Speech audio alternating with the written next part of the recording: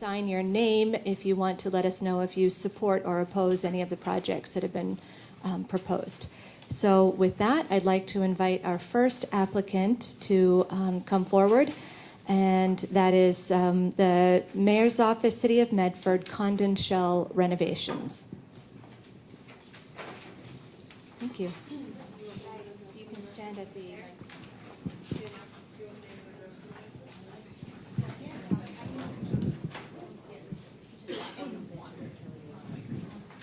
I just want to add that if people do stand up to speak, if you can give us your name and address for the record. Thank you.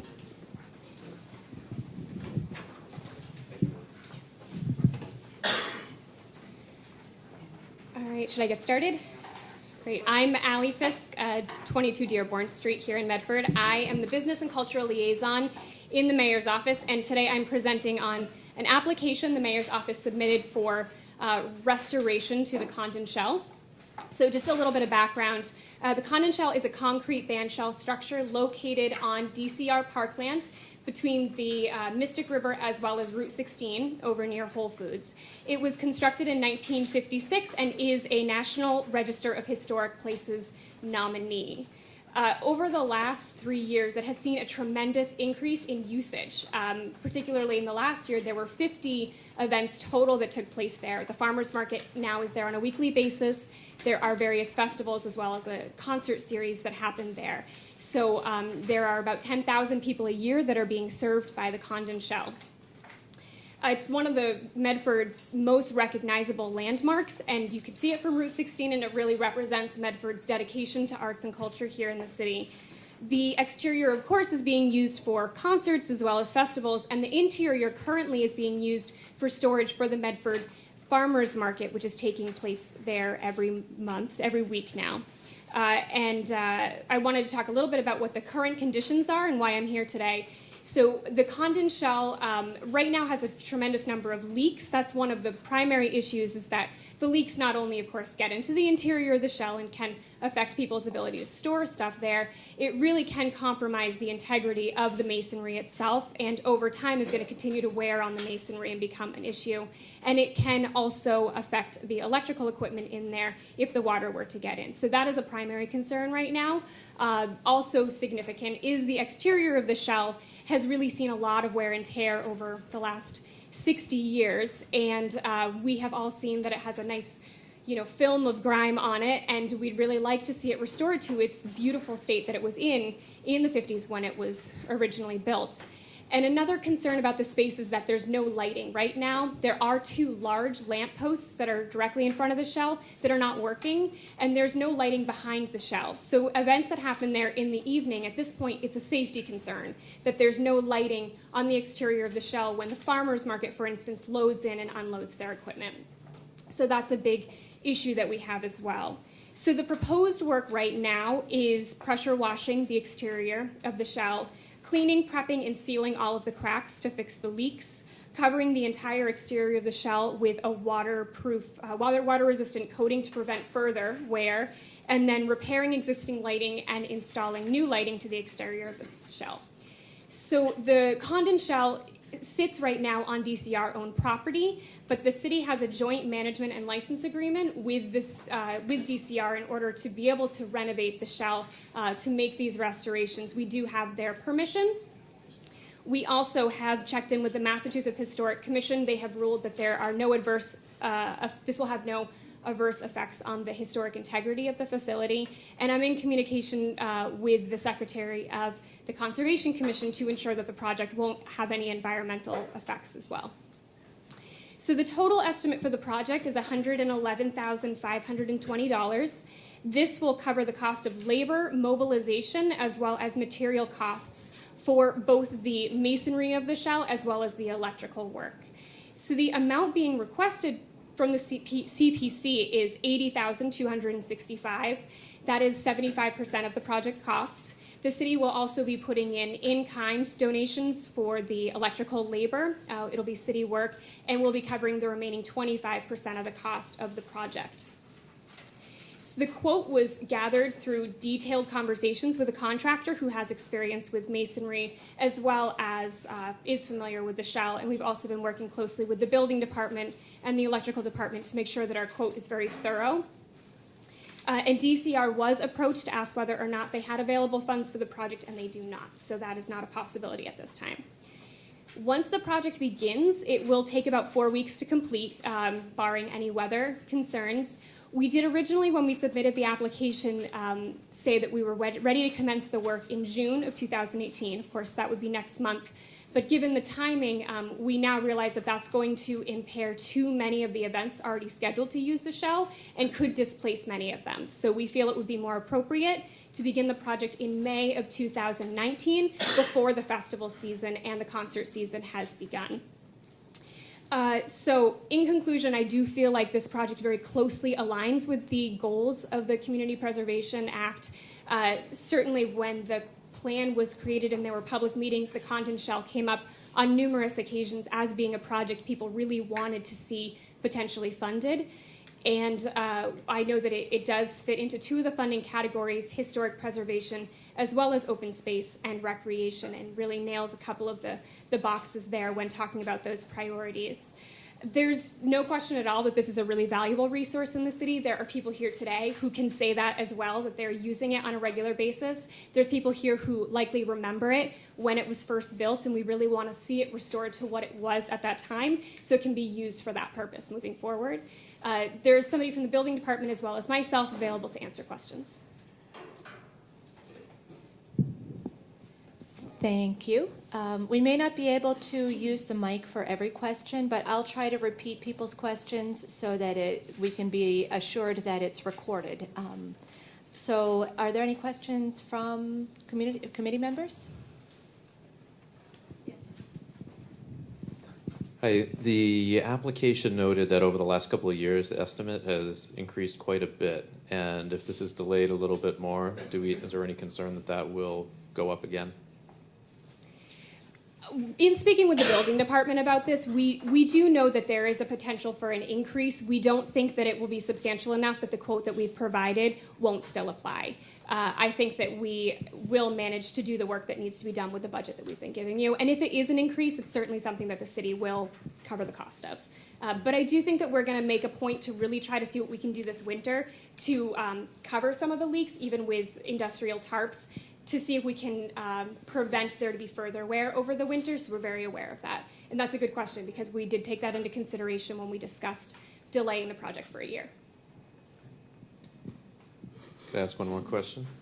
Will there be any, the surface that's currently there, is it just being repaired or is it actually being an entirely new surface? When you say surface, do you mean the actual coating on it? The masonry itself is just being, the leaks are being sealed. The masonry itself is just being then cleaned and then recoated with weatherproof coating. It's not, the masonry itself is not being added to, if there's a word that I could, yeah, exactly. Okay. Yeah. We'll ask the committee members to ask questions first, and then we'll take questions from you. Thank you. Any more questions from committee members? Yeah. Just a quick one. You mentioned that it is on the historic register as a nominee. That's what the state. What about the city of Medford? What do they deem this? I don't think they need an official designation. I do have a letter from them in the application that states that it's the nominee, and I do have their support for the project. I don't know what that means in terms of where it stands on any particular historic record in the city. I think what it means is that we value its cultural significance as a commission. Perfect. So we think it's important as a visual landscape piece in Medford that's been around now for going on 3 generations, essentially. Okay. Question on the other side? Has there been any thought about a maintenance plan to prevent some of these problems in the future? Yeah, so that's in the application. I have talked with the building department about doing quarterly check-ins on the space to, after the work has been done, make sure that these leaks that were sealed have not reopened and there aren't additional leaks. When there are leaks, to be able to employ the right contractor to fix them. The Department of Public Works does go on a regular basis to maintain the space. And we also, those who are using the space, the Medford Farmers Market, for instance, are huge advocates for it, and they let us know the minute they see something is not quite right about it. So there is a regular maintenance plan as well as a as it goes along plan to alert us of issues. Can you tell me more about the vision for handicap accessibility improvements in the short term and the long term? Yeah, absolutely. We talked extensively about this, and we do have a long-term goal to make the shell ADA accessible, particularly the stage, so people in wheelchairs have access, or people who have mobility issues have access to be able to enter the stage. What we are focusing on right now is we really want to see the shell restored to a point where we feel like its longevity warrants that type of attention. And as soon as we are able to secure funding for this, we will immediately be looking for funding through the Office of Diversity and Inclusion, as well as potentially CPA funding, to do the necessary upgrades to make the shell ADA accessible. And we'd be doing an audit of what that would mean. In the meantime, city events that are held there are very careful to make sure that the event in and of itself is accessible. So we know that grass, for instance, is not an accessible surface. So using Moby mats or making sure that activities are happening along the path, we focus on that. And I know that the space itself has become more accessible over time as DCR has given it attention. But the shell, at this moment, we want to focus on restoring it and then coming up with a plan for ADA accessibility. Are the Moby mats available now? We have Moby mats that we use at Wrights Pond, so they are available. It's possible we could purchase additional mats to accommodate this particular space. Right now, off-season, they're available. During season, when Wrights Pond is open, we'd have to find another alternative. Thank you. Ellie, aesthetically, what is the final look of the product going to be? Will we maintain the murals, the graphics, or will we be all one color? Right. So it's not feasibly possible to maintain the mural that exists. The wear on the mural is substantial, and it's not possible to restore it at this point in time. We have put a lot of thought into the mural. There's been a tremendous amount of community input about it. The mural it's a beautiful mural, and it has a lot of significance for the people who created it, but we do believe that moving forward, when the shell is recoated, there needs to be a different surface put on the face. I think we still want to see it as a public art piece, but we need to understand that the shell is used for performers, and we want to complement the performances, not distract from them, which is how we see this current mural kind of operating. But we believe that the mural would be a community input process and would also be facilitated by arts organizations in Medford.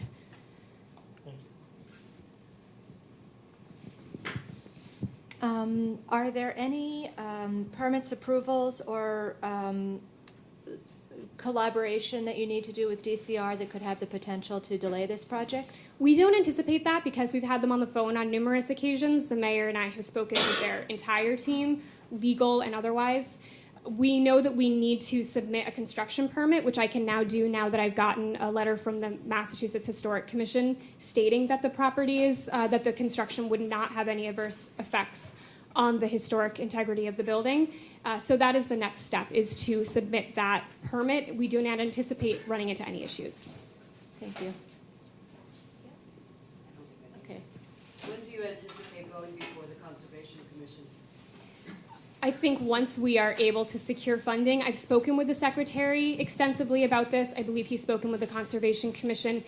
There at the moment are very few concerns about issues, because what I've been understanding is that a lot of concerns would come if we were digging. And at this moment, there is minor digging that would need to be done for electrical. He did say that as soon as we know the details of the project, he would work with me to figure out what paperwork we needed to submit and what variances, if any, we'd need to secure. But he did not have any concerns that this project would be stalled because of the Conservation Commission at this time.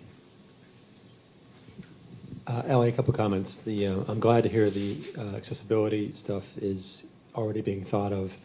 I would suggest, because you're talking about almost a year, really a year before you start, that you could do the design for that pretty quickly and have it shovel ready, so it's ready for whatever round makes sense from whatever funding source makes sense. Right. So you don't have to start from scratch and have it almost catch up as quickly as possible.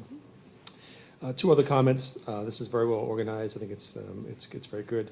I think you're selling the City of Medford labor match a little short here. $4,500 is not that many hours, and it seems like the contribution would actually be more, just because of all the people in the building department, your time, other people's time. It seems like it'd be more.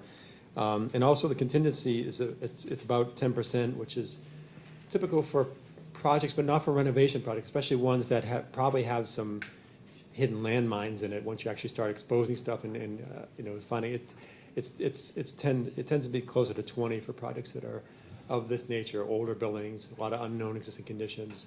But that would be on the city's dime anyway, because obviously Right. our number is, as you know, is limited by whatever the application is. So if there's an Exactly. overrun, it's on the city's dime. But it's just it's good to have a bigger number. Understood. But it looks great. Thank you.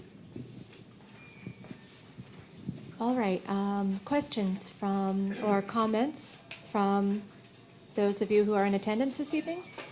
Yes. Can you please use a mic? You can use this mic. Yeah, or either. I just. Cindy Watson, Framingham State Prison. No, 65 Alley Street, Medford, Mass. I just want to echo Doug's comments. I belong to a lot of the arts efforts in Medford, and I don't know if anybody noticed front page of the Globe magazine last week in the Boston Globe, top spots to live. One of them was Medford. Within the last year, there was a report that was sent out, not just in that state, in the country, that 02155 was one of the fastest selling zip codes in U.S. Small town in Texas was number one. But at any rate, all the more reason to come to the Condon Show. I think this is a great project, so without question, on behalf of CACHE, which is a coalition for the arts and culture, for a healthy and heightened economy. So, thank you. Cindy Watson. You're welcome.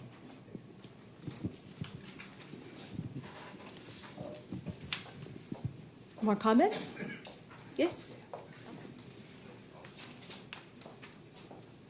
Since the Condon was built by the MDC and the state, I think that, I don't know, did the state totally give it to the city, or did the state still own it? And if they still own it, I think since you're doing this a year in advance, the state should be responsible, like for the Shell and all the other state-owned property that's now under DCR.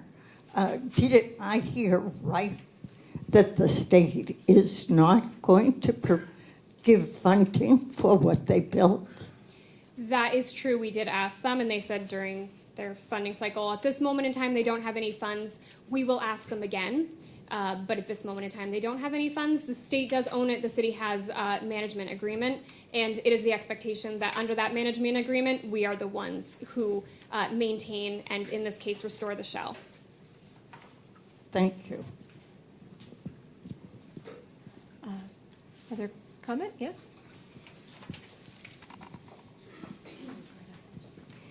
Marie Cassidy, formerly of 38 Roosevelt Road in Medford, now of 8 Osborne Hill Drive in Salem. And for the past 24 years, I've been honored to be the director of the Medford Family Network. 15 years ago, we started family concerts in the summertime, and I've been having them at Wrights Pond and gathering all kinds of families and really wonderful activities for families. 5 years ago, we started at the Condon Show. That drew an interesting, new, and different demographic to pull from that we had never been able to draw from before. It also invited vendors to come and invited companies and businesses to offer in-kind services and products and other things that we hadn't expected. So an incredible boon, I think, to our city, both for all of its families and for businesses. We will hope to have for 4 concerts there again this August and offer all of our families another opportunity to be together, and it's a place where our goal is to make sure that all families know that they belong to Medford and belong to every part of Medford, and we like having that another place where they can belong. So, good job. More comments? Yes?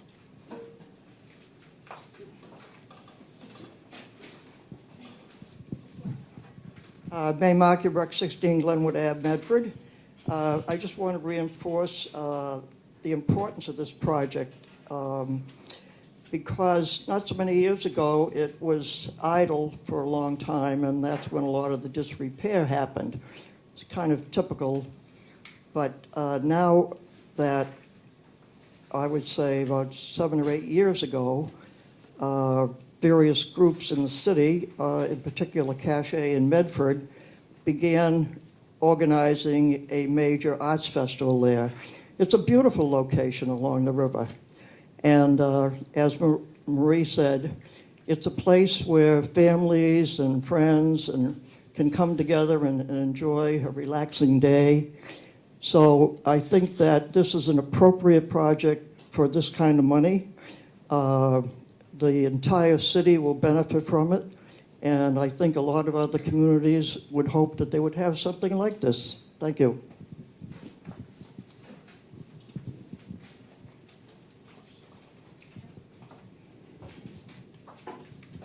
Thank you. Heather Meeker Green, 73 Bonner Avenue in Medford. I am currently on the board of the Medford Farmers Market, as you've heard. It is an extremely important area for us now. We have had the benefit and grace of being able to be by the river. We've decided this year, because of the wonderful location, the increase in community who has come to join us during the summer, spring, summer, and now fall, we've extended till October 25th. So it is an extremely important project for us. The foot traffic has increased. We've created a community festival event every Thursday, pretty much. We have wonderful support from Medford Arts Council to help us with musicians. We have all kinds of businesses that come and local food, and we've been able to support our EBT SNAP matching program and Senior Share to help feed our community. So we really would love to see this beautiful piece of historic space be preserved and for years and years to come, so that our community can continue to enjoy it. And whatever way we can support and help as a small volunteer-run board, please let us know. Thank you. Thank you. Do we have any more comments? Well, thank you very much for your presentation and for the question and answer. This has been very helpful. Before I move on to the next applicant on the agenda, I just want to remind everyone, since a few people came in after the last time I made the reminder, that we have a sign-in sheet by the door as well as comment cards, and we invite people to submit written comments as if they prefer to do so instead of coming up to the mic. And also there are posters that you can sign to indicate whether you support or oppose any of the projects that have been proposed for this funding round.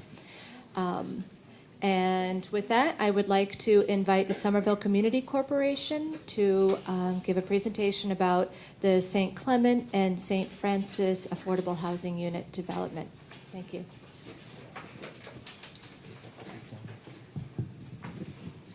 Thank you. I'm going to do the best I can to not cough on any of you. I'm fending off a cold a little bit. My name is Danny LeBlanc, and I'm the Chief Executive Officer of the Somerville Community Corporation. I've lived in Somerville for the last 42 years, and I've been at the Somerville Community Corporation the last 18. So you might ask, why is the Somerville Community Corporation submitting a CPA proposal in Medford? And so I'll explain that a little bit. In Somerville, for most of the years of my organization's existence, which will be 50 years next year, we've been known as the principal affordable housing organization in the city. We've developed 219 units of rental housing. We've developed about 125 units of affordable ownership housing over the years. We're also the principal organization that advocates for policies around affordability in Somerville. Does anybody here not know that Somerville's gotten pretty expensive lately? As I know Medford has as well. And we do things like first-time homebuyer training and financial education and so forth. All of it in our mission in Somerville has been wrapped around the questions of affordability and diversity and trying to maintain that flavor in our community. We saw an opportunity. Frankly, I first stepped foot in St. Clemens Elementary School in 1978, so 40 years ago. I've been around for a while, and we happened to notice that the Archdiocese, and you all know St. Clemens, the elementary school, is right literally on the line. So from a community process, most of the abutters actually residentially would be in Somerville. So we took a look at it when we noticed that the elementary school was up for sale and began, or I shouldn't say for sale, it's actually for lease. And I can explain that in detail if you want me to. But we began to engage in conversations with the Archdiocese. We had had a history of working with them in Somerville. Our organization purchased the former St. Polycarp's Parish, which some of you may be familiar with, on Mystic Avenue in 2006, and we developed some new housing there and preserved 2 of the buildings. Along the way of discussions with the Catholic Archdiocese, they actually asked us if we might also be interested in a convent at St. Francis, which is much further into Medford than we had originally been looking to go. But as an organization that's generally interested in questions of affordable housing and affordability in the region, we said sure, and we began to look at both of them, and we've packaged the proposal, which I will say is still at a fairly early stage, but we've had an architect look at both buildings. In both cases, we would retrofit the existing buildings, so the intention would be to preserve the buildings. Possibly, we don't know this yet, but there may be some historic worthiness to both buildings, actually, and our intention would be to preserve the shells and retrofit the insides. I did not personally go inside the convent at St. Francis, but colleagues of mine did. I did go into the elementary school at St. Clemens, and remarkably, the classrooms as they exist divide up almost perfectly into unit sizes. They're almost the exact square footage that you would want for unit sizes, and our projections are that we could do 18 units adaptive reuse in St. Clemens and 11 in the St. Francis Convent. So we are requesting, try not to cough, we have a request for $600,000 of CPA funds. I fully recognize that's a lot of money, and I'm used to doing affordable housing projects. Our projection is that this would be a roughly $12 million project to do in total. And the remainder of the funds would be a fairly complicated combination of state and federal sources, which our organization is sort of used to doing. Timeline-wise, I would say that this generally takes a couple of years to put together the financing for, and then probably a year of construction. Again, where our organization is used to that, we're used to sort of waiting in line with the state. That's just the way it works if you want to build affordable housing. But our intention would be to make all 29 units affordable. We are still in the process of determining what kind of population. The buildings they have beneficial features and some challenges. So, for example, parking is a challenge at St. Clements, which is something we'd have to work on. On the other hand, it is going to be located between 2 of the new Green Line stops when those finally open. So we're looking at all of that and looking at what would be the kind of the suitable population. The one thing I can say for sure is that it would be a relatively low to moderate income population that would be eligible for the kind of affordable housing, and this would be restricted in perpetuity affordable housing. So I think I'll leave it at that. I'm sure there's probably lots of questions that maybe committee members and folks here would have, and I'd be happy to answer any and all of them that I can.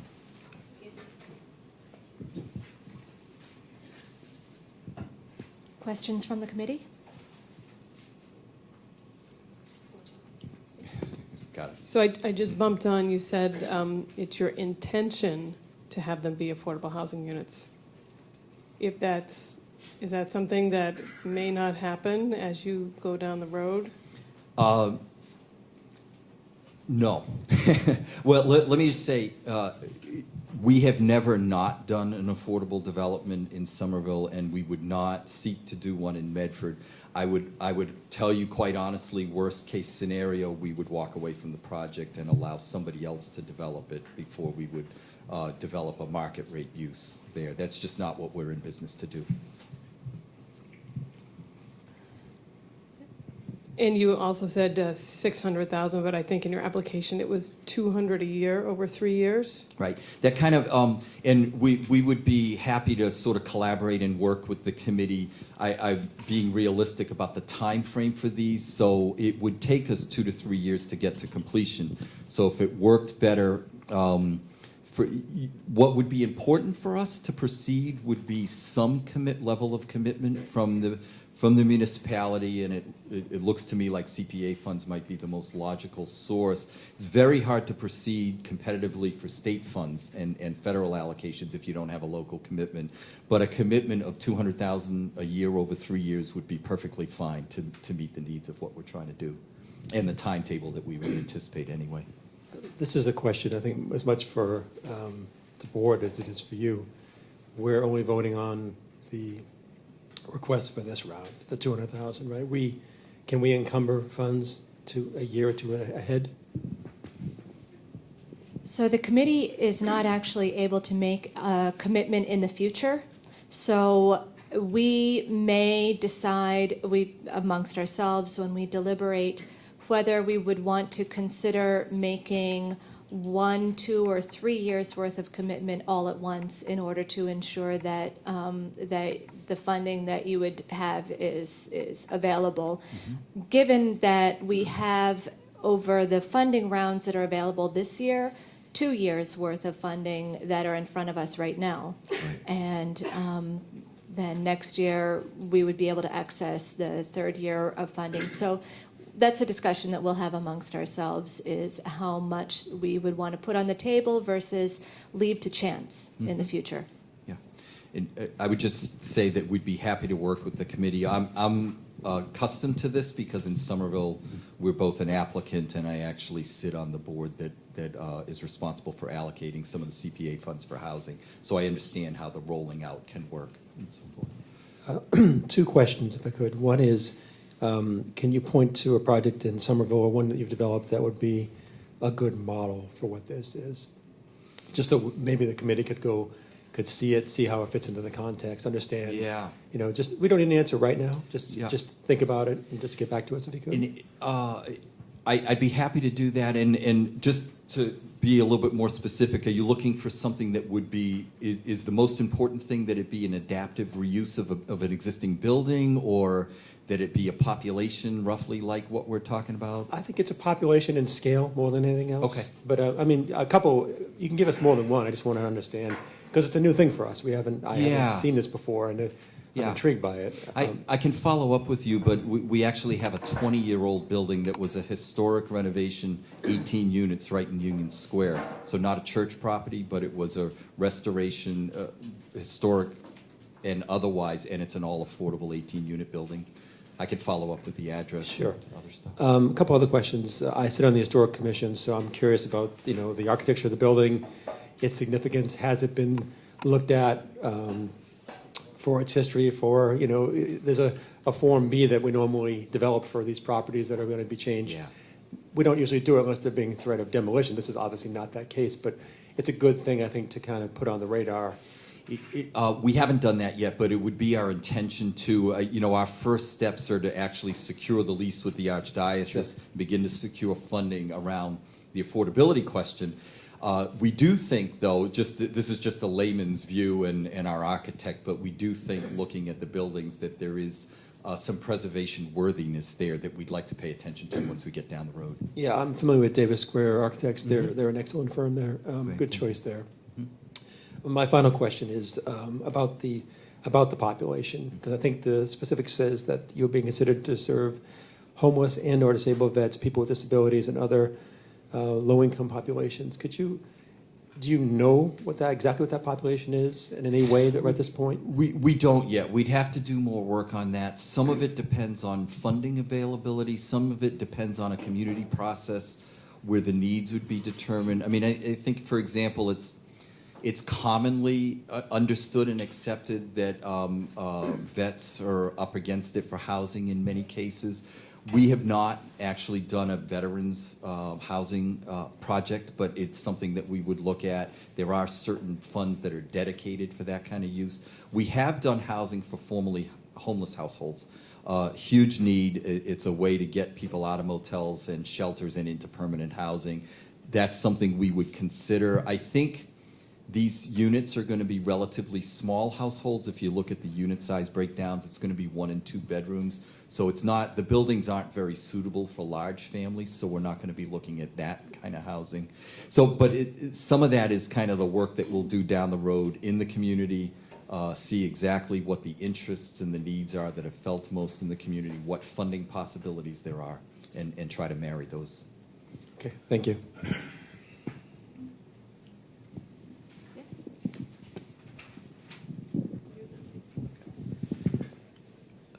Hi, Danny. This is a new kind of project for Medford, so I think Medford residents have a couple of questions about the process. Could you explain a little bit more community engagement, what that typically looks like on your real estate projects, and how Medford residents might be involved? Yeah. And then secondly, there have been some questions I know that have arisen already about, well, why would a Somerville Community Corporation come into Medford, and why would we give money to provide housing to Somerville residents? So can you just clarify exactly how Medford residents could benefit from this housing and whether there might be any local preference for Medford residents? Yeah. Let me start with that. And what was the first question? Because community engagement. Okay. Let me start with the second question first, because I had heard that had come up, and it's actually not our intention at all to build housing in Medford for Somerville residents. Our intention would be to build housing in Medford that would have a first preference for Medford residents. Now, there are laws about that, fair housing laws and others. It isn't true, and I've been in the trenches on this in Somerville for years. Every project we've ever done, the local residents and local aldermen want the people on their street to get the housing. That's kind of the way it goes. You can't actually do that legally. What we have been able to do in Somerville, though, and this is what we would do in Medford, is to create a 70% local preference. And what that means is that 70% of the units in this project, the first people who would have a crack at those, and these are all distributed by lottery, would be Medford residents. The only Medford residents would go into that pool for 70% of the units. And the only way that non-Medford residents would get them is if there's not enough Medford residents who apply, which I think is doubtful, frankly, given my experience in Somerville. And I say 70% because fair housing law, generally speaking, our experience is it won't let you go higher than that. The other 30%, Medford residents are also allowed to be in that pool, but so is everybody else. Okay, so that's kind of how, and we don't have any intention in trying to preference Somerville people at all. That isn't what we would do. It's what we do in Somerville and Medford. We'd be preferencing the local community here. As far as community process, it's one of the things our organization prides ourselves in. I'm a community organizer by training. That's what I've been doing for 40 years. So we would, once we actually have site control, which we don't have yet, we're very close with the Archdiocese. I mentioned it's a little bit complicated because they want to lease these properties, not sell them. That creates different layers of complexity and legal arrangement on the finances. Honestly, for us, it'd be simpler if we could buy them from them, but that's not what's going to happen. Once we do that, once we're clear on that, and hopefully maybe once we have some commitment going forward of CPA funds, we would begin a process of reaching out to the community. Our method is to fly our neighborhoods, go door to door, and invite a pretty wide circumference of people to come and attend meetings and begin to tell people, this is who we are, this is what we're thinking of doing, what do you think? And then work from there. We've done community processes that have been 2 or 3 meetings, and everything's been fine and moved forward. We've had community processes that have been 12 meetings before we really get to the place where everybody's comfortable. Our goal is always to be going to the zoning board, because we'll inevitably need zoning approval with support from the local community. And by the time we get to the zoning board, we seek to have that. So.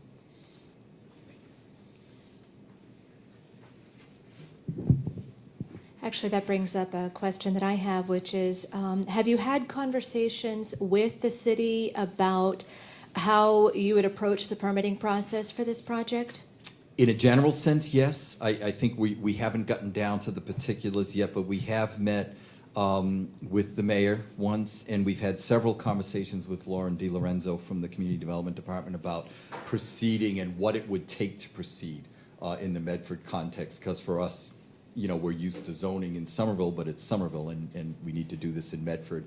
So we've had those conversations, I want to say preliminarily, so that we have an understanding of what we would need to do, but again, we'd get at it in earnest once we get past the hurdle of having site control from the Archdiocese and maybe the beginnings of some funding commitments.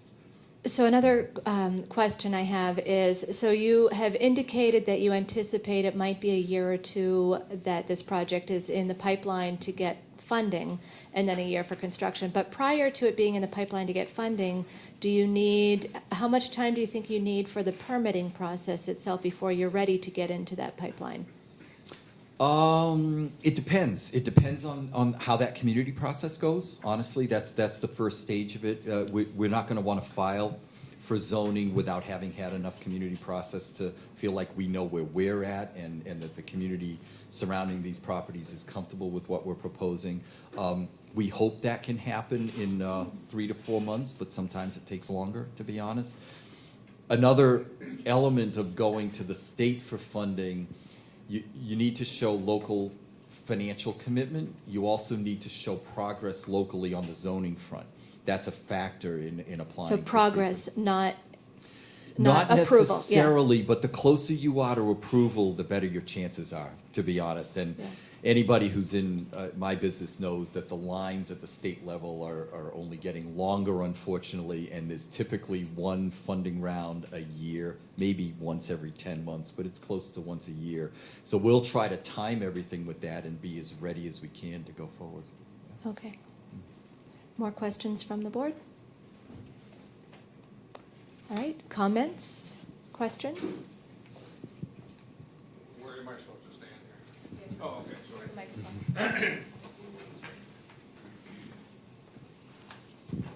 My name is Tom Lincoln. A couple things here. I'm a little unclear about something, and forgive me if I'm a little thick here. It's been a long day. I hear you. I understand that the process of putting together the funding involves many parties, many pots of money, typically, et cetera.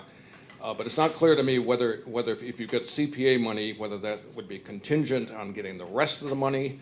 Is it sort of, earnest money, or is it certainly part of the pot, so to speak? Can you explain that a little bit first? Yeah, it would be a commitment until we secured the rest of the funding and were able to close on the financing of the entire project. So in other words, what I'm saying is the commitment would be there, but no dollars would be spent of CPA dollars unless and until the entire financial package was put together. So the obvious question is, if it takes, I have no idea, but say it takes 5 years, you're waiting in line with the state, you hope that doesn't happen. Yeah.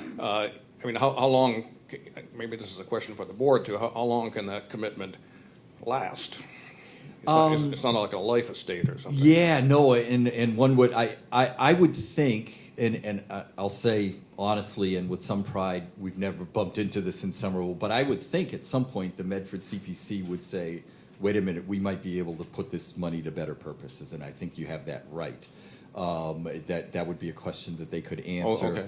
So but again, my expectation would be 2 to 3 years, just based on the 30 or so years of experience we have doing this in Somerville. When we get a local commitment, used to be quicker, to be honest with you, but 2 or 3 years is more realistic now. So it will be faster than the Green Line then. God, yeah, I think so. I hope so. Okay, thanks. Thank you. I just want to respond to a couple of Tom's questions there.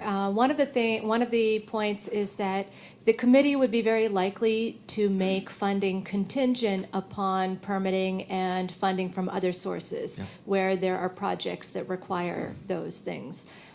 so that if the permitting and funding from other sources don't come through, then the funding that we committed can be taken back and put back into the pool for everyone else. And also, there's an understanding that for some kinds of projects like open space and recreation, they were ready to go yesterday, and they'll spend the funds the moment that it's approved. Whereas for a housing project, it can be expected to take longer for it to be ready. So we will probably have to apply a different standard to affordable housing projects in terms of when we anticipate projects being completed than the other types of projects. More questions, comments? Yeah. Really quick clarification, just for my understanding, this is all new to me. You said it was on the line of Medford and Somerville. It would be a Medford address, is that correct? It's a Medford address, right? 595. The St. Clements property, the St. Francis is well into Medford. Right. You know, it's a Medford address. But when you do zoning processes legally, but also just the way we run a community process, a lot of the immediately surrounding community is actually in Somerville because it's right on the line. No, I understand that. I just want to make sure it wasn't one of those where you have half the residents Yeah. have a Somerville address, half have a Medford. All the like approval, it's all the Medford. approvals will be Medford. Got it. That's right, and all the residents will be Medford.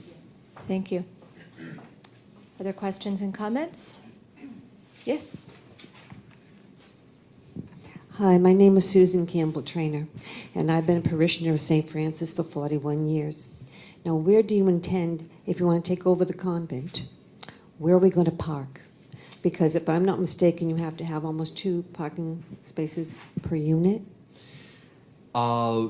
The exact parking requirement is something that we would have to determine down the road with the city and the planning board, the zoning board approval authorities. And we do understand that that's a tricky question at St. Francis. One, we've only had conversations so far with the pastor, and I'm forgetting the woman's name, but a woman who Laura. That does business at St. Francis, Yes. as well as with the guys from the archdiocese that do the real estate there. That's a question we're going to have to work on. It's also a question we're going to have to work on at St. Clements, too, for anybody who's familiar with the elementary school. So these are things that we'll discuss with folks in the community and try to figure out an answer that works. And, honestly, at the end of the day, if you can't come up with an answer that works, then you don't have a project. But we think that it's possible over there. Because we don't have a lot of land around the convent. It's very, very small. There's Right. just a small parking lot that has Right. parking, like 3 cars, and there's nothing. Yeah. I mean, the nuns had a porch in the back, a Yeah. screened-in porch, and that's where they sat. There was no place for anybody to be around, Yeah. children. It's really, really, really tight space here. Yeah. And the lady next door will not sell to anybody. I've heard So, that. Yes. I wanted to make an offer that she couldn't refuse, but she would, because we could mow it down, and that would take care of our parking lot. And, well, really, it's a very, very tight spot. And the people who bought the school, they paid $750,000 for the condo on the top floor. And that's nothing to sneeze at. And they have a beautiful parking lot. And now this is this whole thing coming in, and I just was very concerned. I'm very concerned, as you can tell. Yeah. But the preservation, I just couldn't picture why you'd even come and ask for money from them. From Maybe Community I'm wrong. Preservation Yeah, Act? I just, Yeah. this is the first time we've heard of this. We did not hear about this before. We heard about the convent, because I'm on the parish council, but none of this was mentioned about you coming to the city and asking for money for this. And my honest opinion right now is I don't see why we should give it to them. However, this is just in the preliminary whole thing, and there's going to be a lot. I'm sure I'm not the only person in town who feels this way.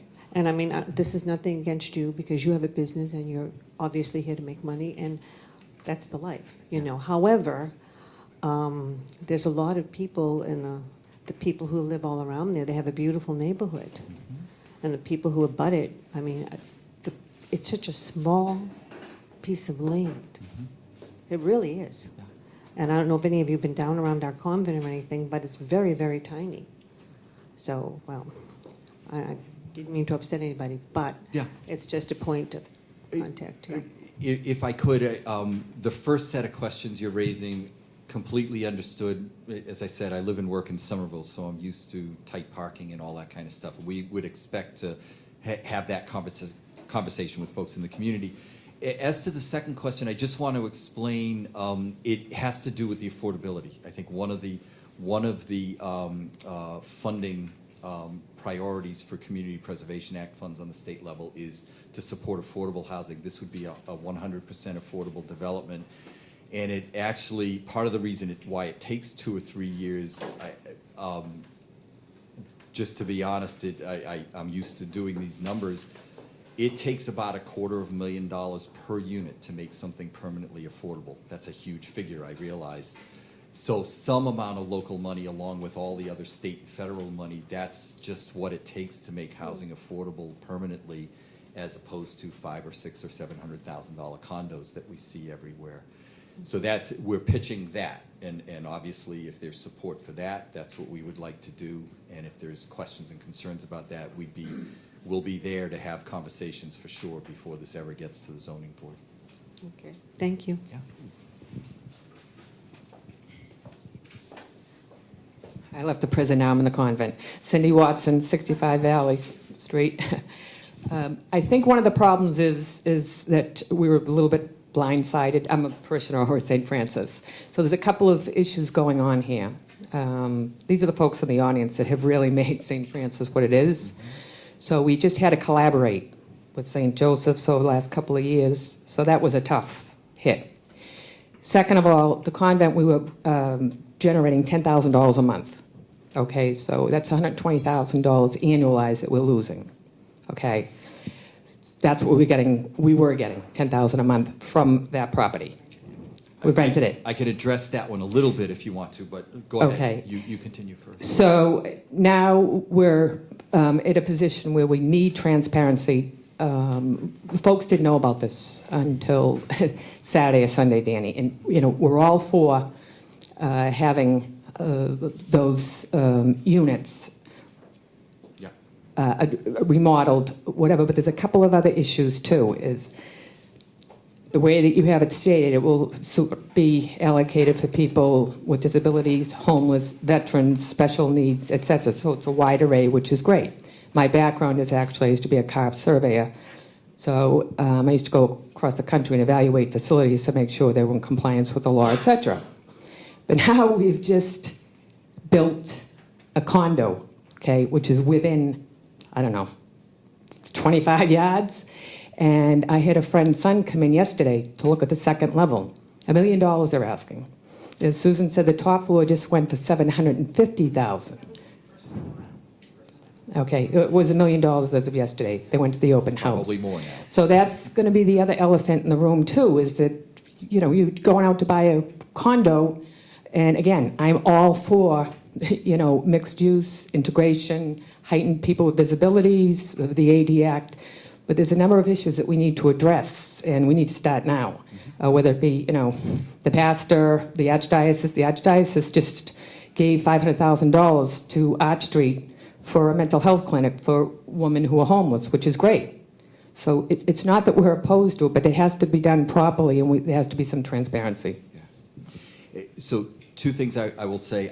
I'm not going to speak for the Archdiocese because I don't represent the Archdiocese, and it's a little challenging for us because we don't have the agreement yet with the Archdiocese. So it would actually have been inappropriate for us to come around and start talking to people at this point. And I'm not going to answer for any questions of transparency on their side. The one thing I can say, though, because I do know the business side of this, is that the parish will still be getting a comparable, if not slightly greater, lease payment out of this. That's why the Archdiocese wants to lease. They want that regular flow of funds to the parish. That's why we've been in negotiations. So, or 99 years, right? For 99 years, yeah. Well, 99 years we treat as forever. None of us will be around 99 years from now, but I suspect there would be a renegotiation for anybody who's around then, and payments would continue. They don't want to sell the property, I think, in part because they want to retain cash flow to the parishes. This is true of St. Clement's too. But I'm not going to speak to the transparency question. I'll let you take that up with the Archdiocese and the parish leaders. All right, thank you. Sorry. shouldn't you talk to the abutters and everybody before this goes much further to let them know what's going on? And to, I mean, as Cindy just said, $1 million for a condo, and it's like, you know, a stone's throw away from this building. Yeah. I think that the abutters, do they know about this coming in, this Section 8, or the you know, and I don't have a problem with helping people, believe me, but this is a beautiful neighborhood all around it. Yep. And it's very small land, extremely small. Yeah, I mean, I accept that all as part of the process that we'll go forward on, and I think as you've heard, I guess all I can say is that it's a reasonable question to say, how come we're here and we haven't started that part of the process yet? Our experience in Somerville would say you kind of have to assemble things in pieces, and typically we wouldn't start a community process until we actually have an agreement with the seller, or in this case, the entity that's going to lease to us. It's the Archdiocese. That's the way we've done things in Somerville. We are often in the position of having to put in funding requests because of timing and cycles before we engage the community. I fully expect to get the full brunt of this when we do go out into the community, all the questions that people would have, all the concerns, so forth. We'd be prepared for that, I guess is all I would say. Okay, thank you. Do we have more questions and comments? Yes. There was one thing I don't think you mentioned, Danny, but I heard in the comments about the development side of things, and can you just clarify that you're a nonprofit developer? Oh, yeah, I'm sorry. We are a nonprofit developer, and I will say, I guess it came up that we're in business to make money. We're kind of in business to sustain our business so that we can keep doing affordable housing. And yes, we have to make enough money for people to get paid in order to do that. But this is a nonprofit development, and the way the finances get structured, there's a fixed fee that comes from this that our organization earns. And frankly, if we don't build, we don't earn anything. We've spent our time and we don't make any money. But all of the proceeds go back into the organization to try to keep doing more work like this, basically. Just a couple quick comments. In a previous affordable housing application at our last meeting, the issue of parking came up. And obviously Medford has zoning that's decades old, requiring 2 cars per unit. I believe the applicants in that application, which is a site that is actually not as connected, doesn't have a red line and a green line stop literally 5 and 10 minutes away from this property. They didn't think it would be more, it would be a lot less than 2 for the demand side because of the population, because of the, and you have experience with that. I think that's an important thing when you go out to the community, and obviously it's clear you have work to do here. Yeah. For multiple reasons, that you need to show show the demographics, show the demand side. Yeah. That people are not going to have 2 cars per unit. There's almost no apartment built today in Medford or Somerville comes anywhere near that demand-wise. It's just not happening anymore. It's dropping every year. So I think that's an important thing to keep on top of.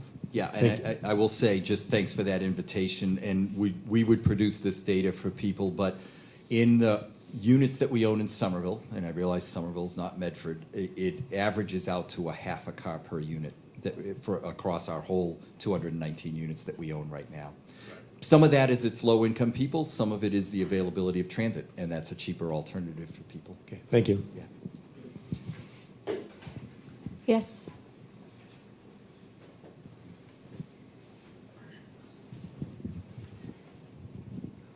Hi, I'm David Brosnan, 32 Cotting Street in Medford. I'm also a board member at Medford Community Housing, so I'm very much in favor of affordable housing.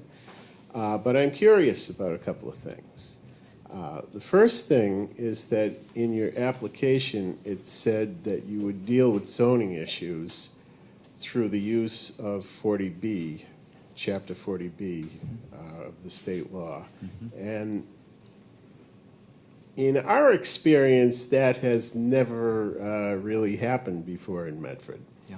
So I'm wondering, have you had discussions with the city about doing a 40B development? And Yeah, we have, and let me characterize it. We would call this a friendly 40B. There, in the world of 40B, there's friendly and unfriendly. The unfriendly is when a developer is trying to move forward despite significant opposition in the community. We have had conversations with Lauren DiLorenzo in particular, and we're aware that this would be new for Medford, and some of the conversations that my colleagues have had with Lauren are around what would that look like, and would it work, and is it something to be feared or not? The reality of Chapter 40B is that it allows you to go forward comprehensively in some ways that it sort of streamlines the zoning process in ways that you can't do without using 40B. And of course, as you know, in Medford, the community is under the 10% statutory standard for the use of 40B, although it is true in other communities, you can actually use 40B for the streamlining impact even if you're above 10%. So that would be our intention, because our experience says that that's the most effective way to go forward. But we would, again, we wouldn't want to do it in an unfriendly atmosphere, so we would work our tails off to have the conversations with the community and the city so that everybody was comfortable when we went forward. Okay. The other little curiosity in my mind is that with one of our applications, the issue had been raised, I think, by Roberta, of the anti-aid amendment, that it was somehow unlawful to use city money to support a nonprofit organization directly. And I'm wondering, how does that work when you're paying a lease to a church? Does that actually... Yes. So where we would have to have a concern about the anti-aid amendment is that city funds, in this case CPA funds, could not be used to benefit a nonprofit organization. But in the case of developing affordable housing, the city funds are being used to develop affordable housing. And so if their organization has a long-term relationship with another organization, that's outside of the process of developing affordable housing. I think that was... I think that addresses the anti-aid amendment. I don't think that would be an issue here. Are you basing this on a legal opinion you've gotten from something? From the city or from the state?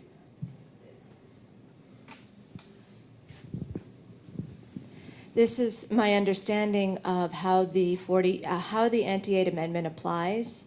And why it is that we can use CPA funds to support projects that are creating an asset for the city, and affordable housing is defined as one of the assets that we can use city funds to create. There are many of the organizations that may be eligible to utilize CPA funds have additional activities that are not creating new assets, and we are not funding those activities, but we are funding activities that are eligible for CPA funding. So creating new affordable housing is an eligible activity. Supporting the operations of an organization may not be an eligible activity. That's the anti-aid amendment to the Massachusetts state constitution. Yeah.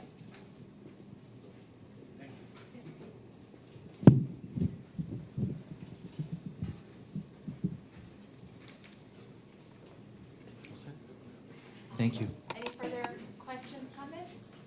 All right, thank you very much.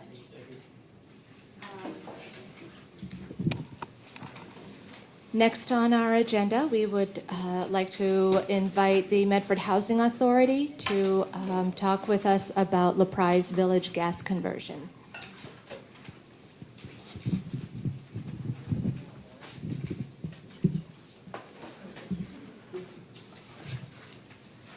Good evening. My name is Jeffrey Driscoll. I am the Executive Director of the Medford Housing Authority. With me this evening are Losa Janvia, who is the Chairperson of the Medford Housing Authority Board of Commissioners and also a resident at La Prix Village, and Gabriel Ciccarello, who is our Director of Modernization and Procurement. I'm here this evening to speak about the oil to gas conversion of the heating systems at La Prix Village, and I'd like to pass out a handout to each one of the board members.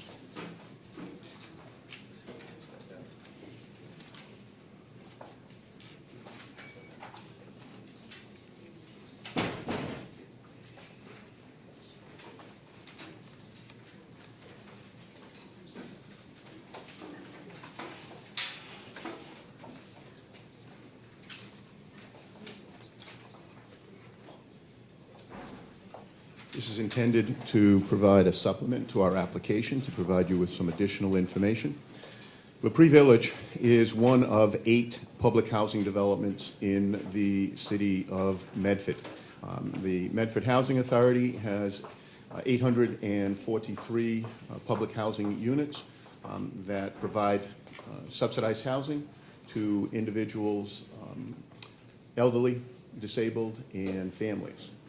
La Prix Village is one of 7 federally subsidized developments. It's subsidized by the United States Department of Housing and Urban Development. There are 142 units at La Prix Village. La Prix Village is a family development, and we are requesting, 138 units to convert from oil to gas. The primary emphasis of this is the fact that it is an extreme hardship for our residents to maintain oil tanks, in particular during the winter, when the cost of oil is in the vicinity of approximately $700 per tank. It is the responsibility of the residents. What occurs then is that the residents who don't provide sufficient oil for their heating system utilize their ovens, and in some cases space heaters, for the heating of the unit. You'll see in the handout that we have a letter from the Medford Fire Department, in particular the chief, indicating concern with the use of ovens to heat apartments. This was an issue that was raised to us by the residents. Majority of the residents who live at this site are 30% or below of the median income. At $16,000. There's a definitive need for us to be able to address their needs, their concerns. They are all residents of Medford. There are over 400 individuals who reside at that development, and the Housing Authority does not have the ability at this point in time to address this, and that's why we're looking for $452,000. That price has been developed through our modernization department. That is an estimate that we anticipate will be a solid estimate. We have also gotten from National Grid a commitment of over $100,000 for them to provide gas lines into the development and up to the building. We will core the building. We will pipe inside the building. We will change the gun on the heating system, the boiler right now, and we will also dismantle, remove the oil tanks, and we will safely dispose of, through certified contractors, the remaining oil that is in the tank. The significance here is that the Housing Authority has a concern insofar as we do not want to see our residents put themselves in danger. The buildings themselves have units that are adjacent to each other. If there is a fire in one, very likely that it is going to impact up to possibly 6 total units. There's a significant concern for the residents who are providing the appropriate level of oil and heat in the units, that other folks are not doing that. And as much as we try to counsel the residents to work with them, we have situations where we do have fires. We do address that. In discussions with the fire department, they indicated that there is a great and significant concern for individuals who do this in order to heat their units. We have an anticipation that if we were funded for this, we would have this complete by the next heating season, and that's next fall. I have for the committee a project manual for siding replacement at Willis Avenue. There we're replacing siding, we're replacing windows. This was January 31st of 2018. We began this construction this past week. So that this is a similar project, similar amount of money, approximately $450,000. I'm going to leave that here so the committee can take a look at it. We will have the ability to immediately begin to bid this. It will be publicly bid. Housing Authority has statutory requirements to ensure that we do publicly bid that. We have requirements from HUD that we have to follow. But we're fully prepared to be able to expend the money. There's a contingency that's built into that. We will have our modernization department working with an engineer to ensure that this is done correctly and expediently. If we can just take a look quickly at what I've provided to you, there's on the first page, you'll see that there's some pictures of LaPree Village, a short synopsis of the project. There's an aerial view of LaPree. You'll see on the third page is the correspondence from the fire department. You'll see on the fourth page is correspondence from National Grid indicating their willingness to provide 1,500 feet of 4-inch gas main, 28 2-inch services to 28 buildings with 142 new meters. As I said, there are 4 units that have already been converted because they're accessible. We also have a design that we provided, a schematic that we provided to you in the application that we provide to you again. In addition, the Housing Authority has received in-kind services of approximately $2 million over the course of the last few years in cooperation and in coordination with National Grid. The Housing Authority has changed out majority of its boiler systems, its hot water systems, has undertaken a significant improvement of the lighting, all with the attempt to go green. The Saltonstall building, where our office is located, it's an 11-story building, has solar panels on the roof. We feel that this, and this is only a secondary aspect of this project, but we feel that in going from oil to gas, we will be impacting significantly the environment because the burning of gas is much cleaner than the burning of oil. So we would ask your support, not for the Medford Housing Authority, but we would ask your support for the residents at LaPree Village, because this really is a safety issue. And this is something that needs to be addressed, and it is something that we need to do.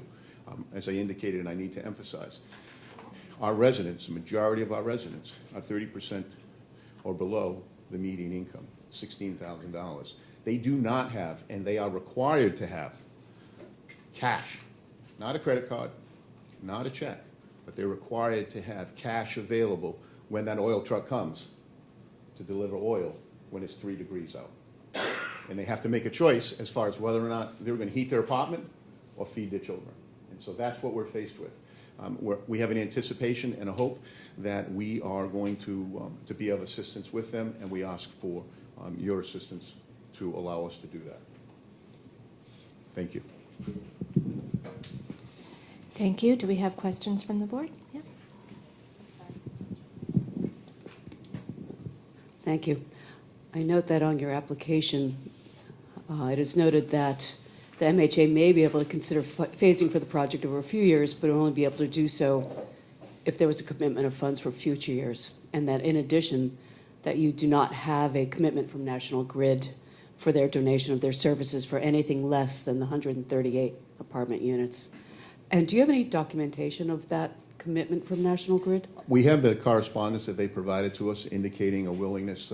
They sent us also a contract. I was going to include that, but it's just a basic service contract for them to come out and do that. That correspondence is our acceptance of going forward with what they've proposed in the letter that I provided to you. And if I can just address the first comment, and that is to do this phased in. We would hope not to do that in a phased-in project or process, simply because of the significance that we place on this. When we were looking for a project to undertake and to provide to this committee for consideration, we had numerous projects to think of, and we could have come forward with any one of them.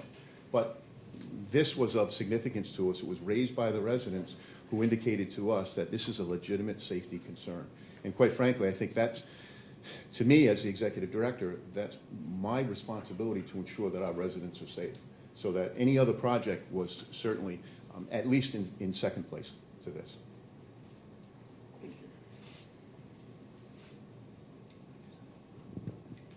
Thought I was going to get off easy here.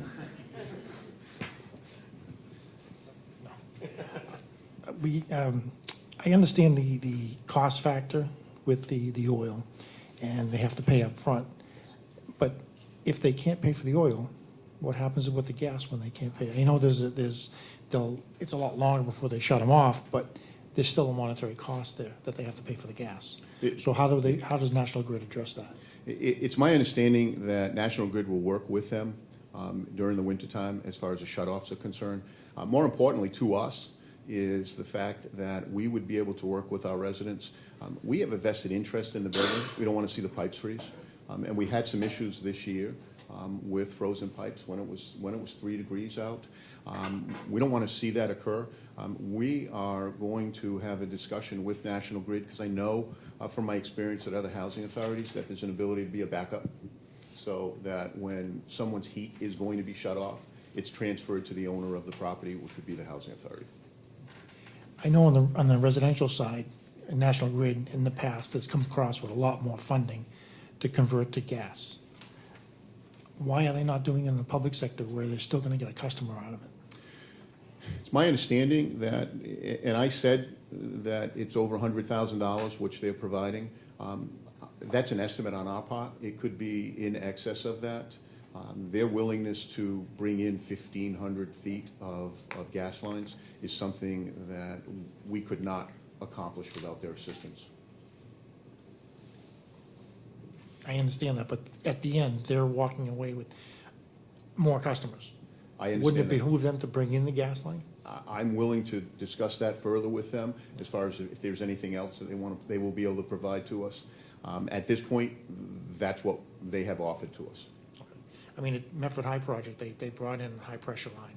Right. And the cost was, as long as we use the gas, they were providing it. There's no cost. There's no National Grid cost here at all. They're bringing those in to us free of charge. They're bringing the gas lines in? Yes, sir. Yes, all the way to the buildings. So just the conversion? We're looking at the conversion costs. Yes, They're sir. not, are they kicking in for any of the conversion costs? No, they're not. What they're doing is they're bringing the lines to each one of the 28 buildings. And in some case, that's a fairly long distance. Yeah. Thank you. Yeah. Thank you. Other questions from the board? Well, thank you for all the work that you and your colleagues do. I'm a neighbor actually on Riverside Ave, just a few blocks away.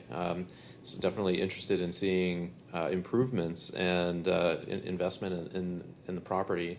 My question is around, it looks like the stoves are electric. So I'm just curious as to how that will address the public safety issue. Is if there's still an issue, and maybe part of it is what you just answered with Mike around, the housing authority can be the backup so that the gas won't get shut off, but it looks like, what's the incentive not to continue using the electric stove? Very good question. The incentive is that there will be no necessity to do that because they will have heat.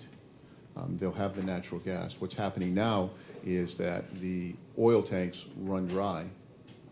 They have to pay to have them primed, and they have to pay for the oil to be put in there, and they don't have the ability to do that. So in the meantime, they use the electric stoves, which overheat. And anything in the vicinity of that there's a very high likelihood that they will catch on fire. And we have had burned out stoves on a number of occasions. My second tough question is, how does the CPA investment relate to the Housing Authority's ongoing capital and maintenance plans?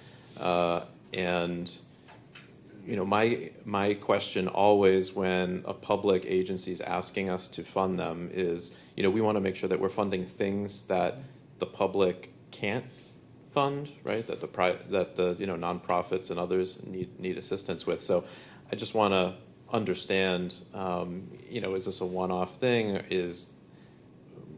How does it fit in with overall investments in the property?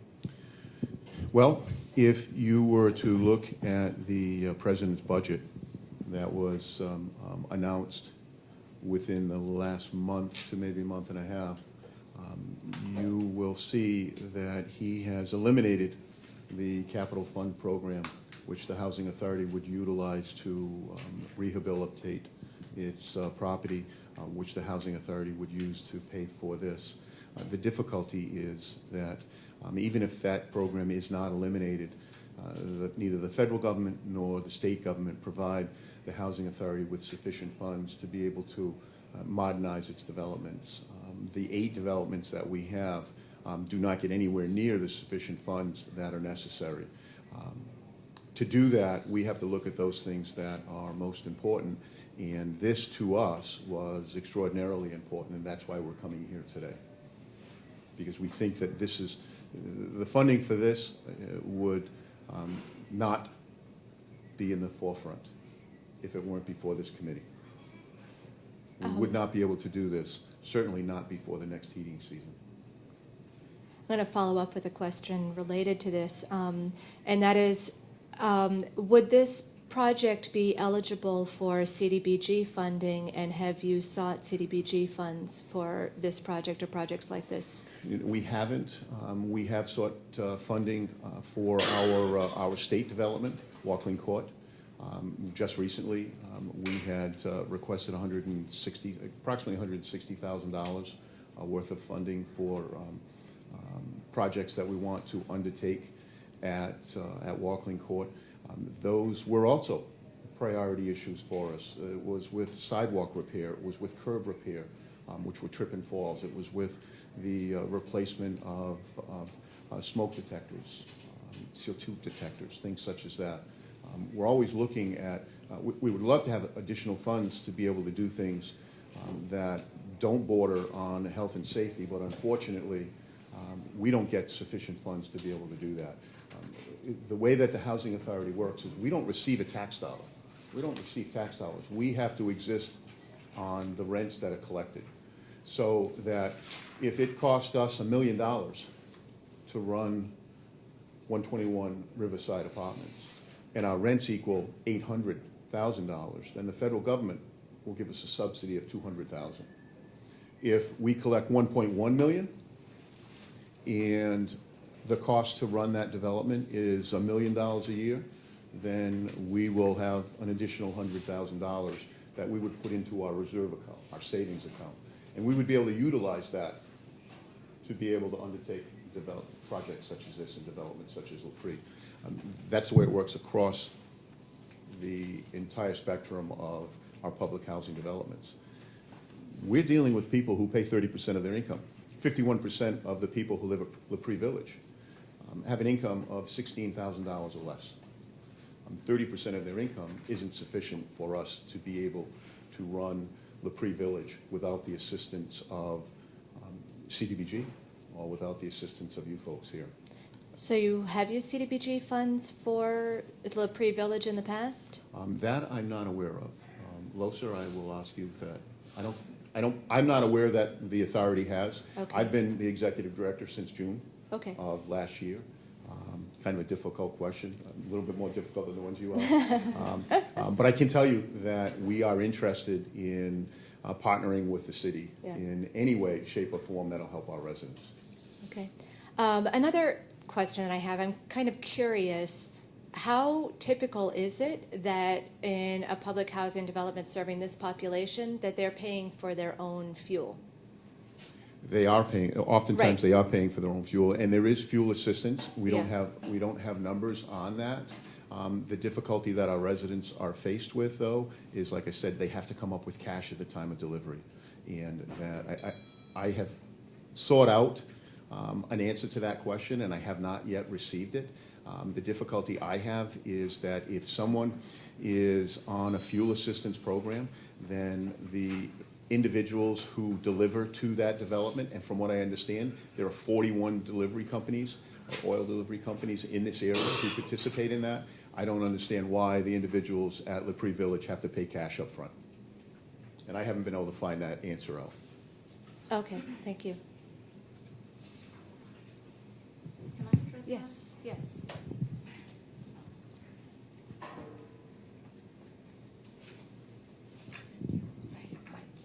Hi, my name is Losa Julie Genevieve. I am a resident of LaPree for the past 17 years. And also, I've been serving on the board, the chair this time around. When residents seek out for fuel assistance, you have to imagine that it's not only the Medford housing resident that seek out for this type of assistance, is everyone that need assistance, regardless if they own rent apartment elsewhere. So whatever the state provide for the year to address for the city of Bedford, like all these folks are going and dip into that little amount that they provided for. So therefore, for the year, for the heating system, that sometime that people provided, that it depends on your income and also on the people that you have, children and so forth. And unfortunately, sometimes people only get $400 for the whole heating season. And could you imagine that when you called the oil company that's going to deliver it, and then you let them know that they already received the information from the fuel assistant, how much that person is, allowing for the heating season. And once that happens, so if they only are giving that person $400 for the whole heating system, and the price of oil is more, say it's $500, that person gonna have to cough up the remainder, $100 or more to match up, because if they don't have that, they're not gonna deliver it. They don't deliver it over 100. If you're not ordering 100 gallon, they're not gonna come. Don't bother to call. It's 100 gallon of oil per delivery. And also that when you consider the fact that, like he mentioned, I myself, I lived in LaPree, like I said, for 17 years. I have kids and I have grandkids. Even if I don't heat my apartment with the stove, my neighbor may, which means it putting my life, my granddaughter, my son, my next door neighbor's life in jeopardy. Because it could happen in the middle of the night when a person is eating their apartment with stove, and God forbid, anything could fall, a piece of paper could fall. During the day, a kid could be playing, something could just jump right into that, that oven, and there goes everything. So, when you talk about the cost, it's just like you get assistance, but it's this much assistance that you get. It's not that much. And again, when you call for delivery, if you don't have the cash on hand, they're not going to deliver. So this is what the residents are facing, when it comes to things like that.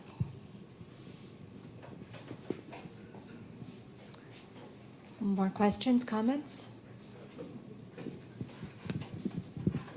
Could you break down the ROI, if you could? You said that the savings would be $77,000 a year in the application.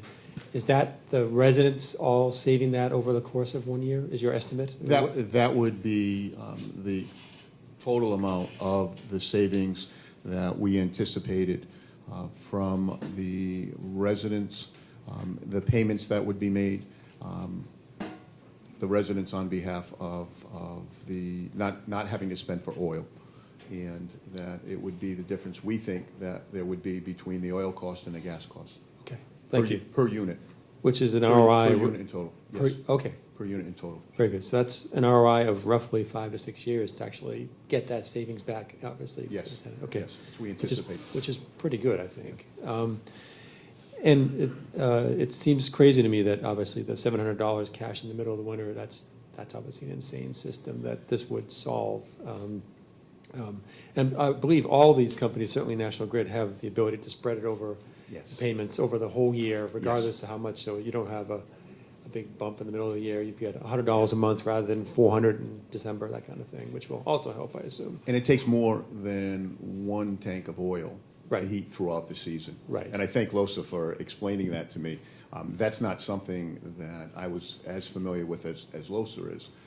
But that's the issue that we have, is that the residents don't have the ability to come up with that money to pay No. whomever it is that's delivering. Makes complete sense. My last question is about the schedule. You mentioned you want to get this done before the heating season of this calendar year. Yes, sir. Okay. So that's, I'm just the schedule here in terms of award, in terms of, the city's bidding process is, from my experience from bidding, it's like a month minimum of. It's not the city, it's the housing authority. We're separate and distinct from Okay, the so that's, city. you have the ability to speed that up then? Yes, sir. Okay, that's good. Okay. Gabe, do you want to address that? Yeah, so You come up to the mic. Sure. Appreciate it. Thank you. Yes, once we have a preliminary design in place, National Grid is all set to go once we give them the okay.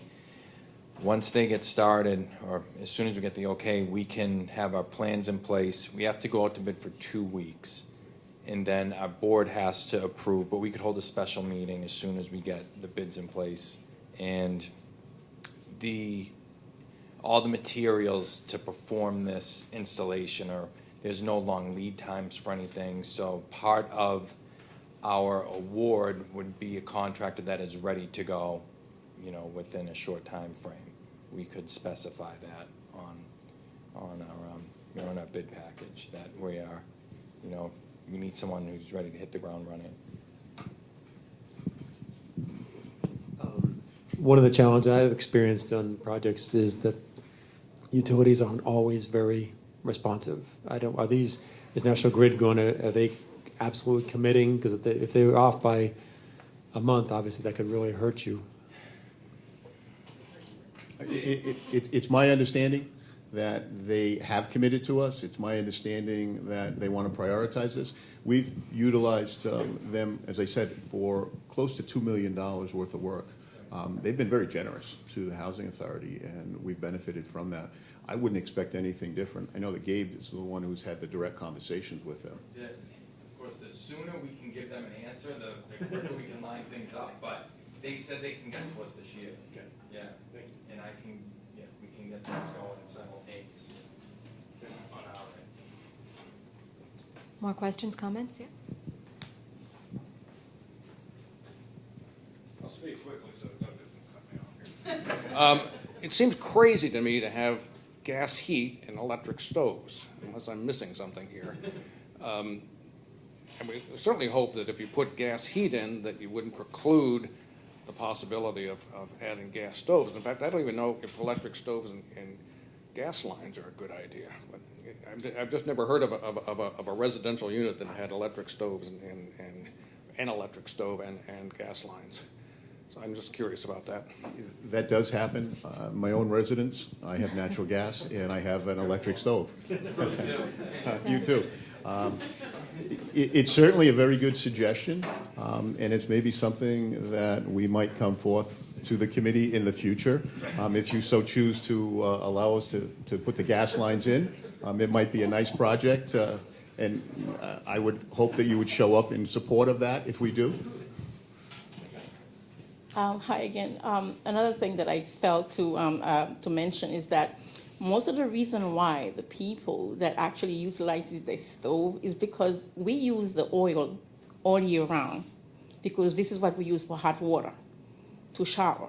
So what they in their mind is thinking that I'm only getting the fuel assistance for the winter, So I'm going to utilize it, and whatever else that if I have to force to take money out of my pocket to pay for extra, I'm not gonna heat my home because I have to use that hot water to take a shower during the summer. So this is where they're thinking, like, okay, I'm saving, but they're not thinking about the safety of that comes along with that, because, again, I'm a single mom. I know how hard it is for me, and it's people that's worse off than me. So, and this is also, the concern. And at first, when Medford Housing had came on board, that people were, kind of wasn't, thing, but they were I thought they wasn't gonna really wanted to go for it. But they were so happy that actually, Medford Housing was going, and myself, was going to take, over and do something like that. So it really will be a great thing, not just for myself, but I'm speaking on behalf. I represent all the Medford Housing residents, that lives there, that couldn't be here. And if this is something that you guys really will think about, it will be very appreciated, not just for us that lives here right now, but for the people that's coming. My reason that I serve on the board, not because I wanted to be known. I served on the Medford Housing Board because I was lucky enough to have found Medford Housing when I moved here 17 years ago, that I'm hoping that I'm doing something, so when I leave 17 years later, someone else could utilize this and they will benefit from it. Thank you. Thank you. I have one last question, which is how old are these heating systems, and is there a concern that the oil burners themselves are potentially dangerous regardless of how the stoves are being used? The development was constructed in 1951. Gabe, can you answer the remainder of that question? So the boilers that are in place now are about 9 years old. The manufacturer of the boilers makes a conversion kit that you can convert. They call it a gas burner, the front part of the burner, and you just swap that out and put in, replace the oil burner with the gas burner. So it's a quick turnover. You can hopefully do an apartment in about a day, 2 days tops. Thank you. Can I just, before you end, just give you some insight into LaPree Village? The Housing Authority on April 3rd underwent an intensive 2-day inspection of LaPree Village. HUD mandates that housing authorities have the Real Estate Assessment Center, as they call it, which is a separate entity that comes in and evaluates housing authority properties. And they did this for us in the fall at Bradley Road, Weldon Apartments. I think you all might be familiar with that. Housing Authority, on a scale of 1 to 100, the Housing Authority received a 95. It was 95.3 or 0.7, something to that effect. They take points off for things such as one resident didn't have a rubber stopper in the tub, so they took off 0.7 points. There was a wall that had a small crack in it in the outside, and they took off 3 points for that. We had the inspection at LaPree, and we have in the vicinity of a 93. We went out and inspected each one of those apartments, each one of the 142 apartments. And in some cases, we went back and inspected them a second time or a third time. And out of the 142 units, we had 2 residents who were not cooperative. 2 residents who didn't move their furniture so they weren't blocking a door. 2 residents who, in the pictures that you see there, the basement, didn't have their belongings in the middle of the basement. We had significant cooperation from the residents. And to say that a family housing site, the inspection results from HUD, no nonsense inspection, is comparable to Weldon Gardens is a compliment to the residents there is a complement to our modernization staff and to our maintenance staff. So that if you have an opportunity tomorrow, drive through LaPree and take a look at it, and you'll see that the Housing Authority has done a significant amount of work. We're moving into Willis to address the difficulties we have at Willis. We're addressing all of our projects, our developments, and we have projects ongoing through modernization. We're trying to utilize the money that the federal government gives to us and what little the state gives to us to maximize that. We, though, need your assistance to be able to do what our residents deserve. And when I say our residents, I'm not talking about the Housing Authority's residents, I'm talking about Medford residents. Thank you. All right, so I think that concludes the Housing Authority, and we would like to invite our final applicant up for this evening, which is the Medford Historical Society and Museum, which has two projects, textile collection preservation and museum quality HVAC improvements. Would it be all right with you if we did the building improvements first? Yes. Thank you. That makes.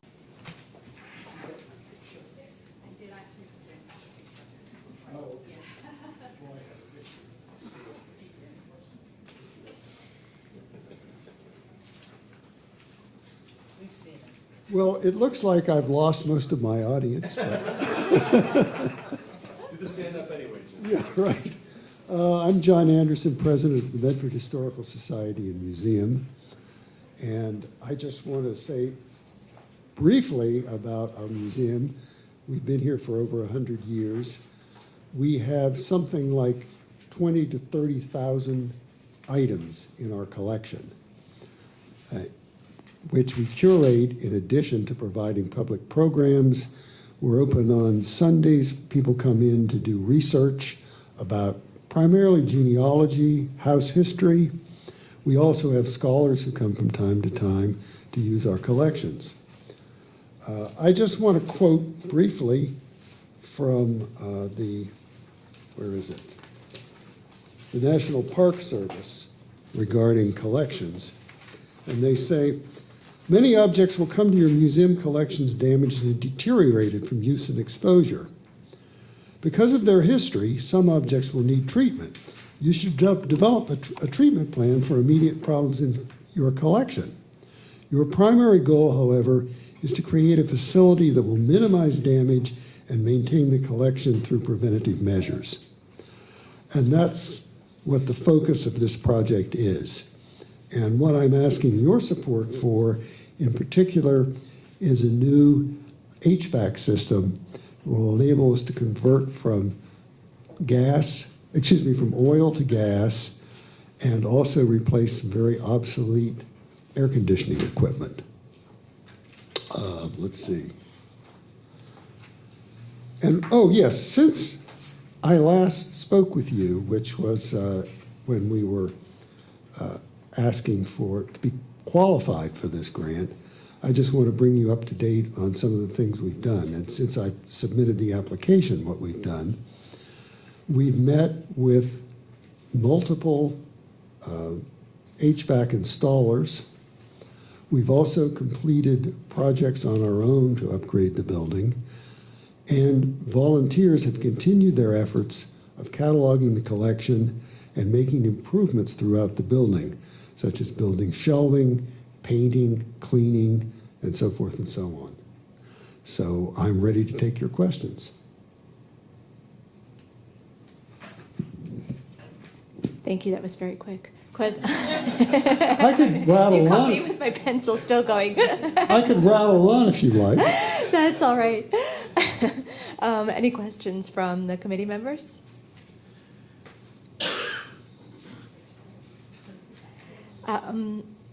So I have a question for you. You know, given where you are today and what you expect to be able to do with the CPA funds to improve your building, what other capital improvements do you see necessary to bring this building up to the level that you feel it needs to be?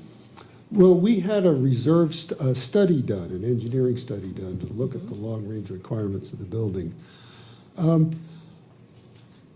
Other than maintenance, I would say the biggest thing looming perhaps would be window replacement.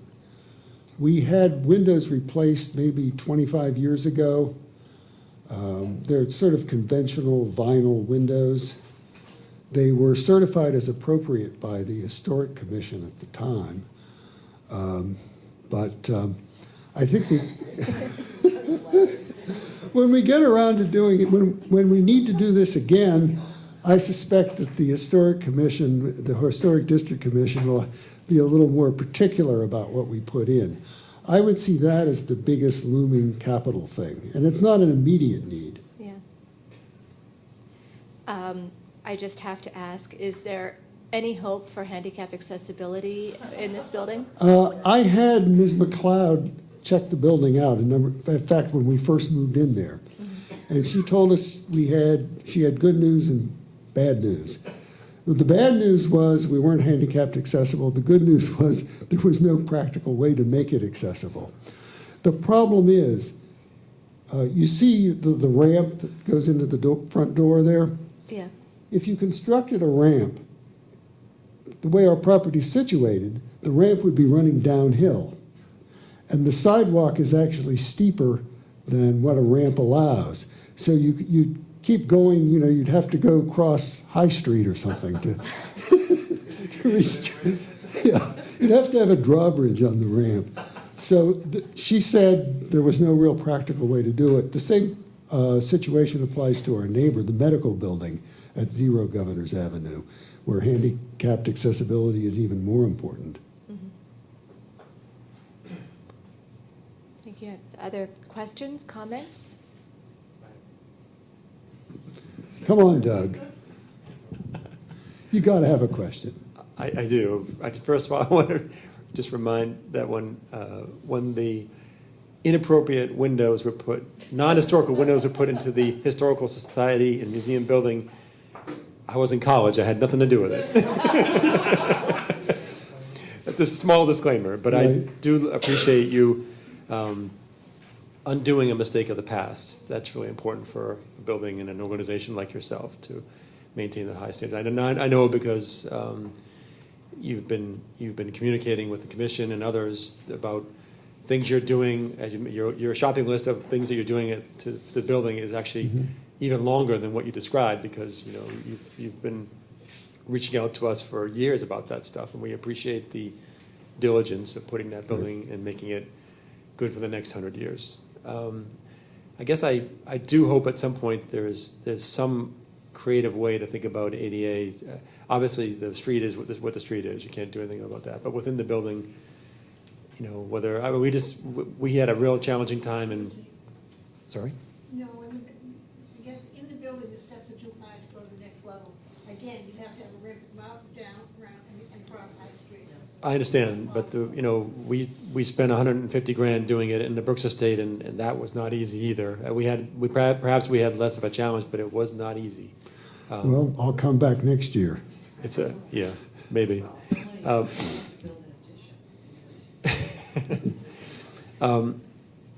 Did you, in terms of schedule, can you talk a little bit about that? About would you do this in the next 12 months? I think it's probably buried in here, but.